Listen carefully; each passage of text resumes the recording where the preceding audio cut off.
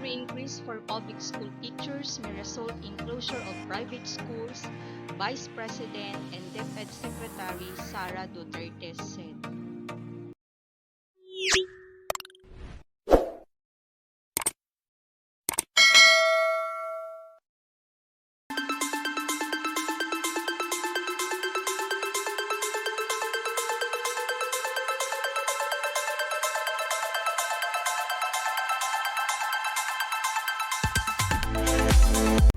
Duterte curfew told lawmakers at the House of Representatives that more private school teachers may transfer to the public sector if their counterparts are given a pay raise.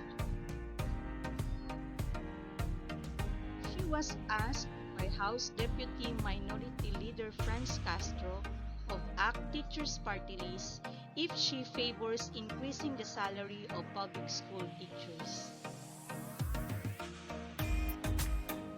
We presented the data to the Department of Labor and Employment.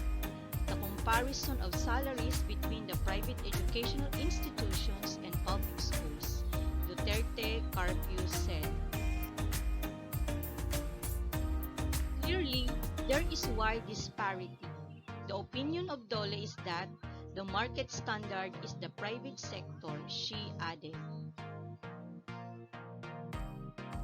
Duterte further noted, in this case, if the government continues to increase the salaries of teachers in the government sector, this will put undue pressure on the private educational institution, thus creating a mass migration of teachers from the private schools to the public schools, which we actually see now. Castro, however, grilled Duterte's response, noting that she had already heard such answers from the previous administrations. Instead of comparing the salary of public school educators with their counterparts in private schools, she said their pay should be based on the current cost of living and many other relevant factors. Duterte then said that DepEd will take note of Castro's comments and will endorse that to the Department of Budget and Management, who decides on the salaries of government employees. Long overdue pay hike. Castro, in a separate statement, further expressed her disappointment over Duterte's response. She said the government has long denied public school teachers' salary hikes by continuously comparing their pay with that of the private sector. The fact is, a substantial salary increase for teachers in the private sector is long overdue.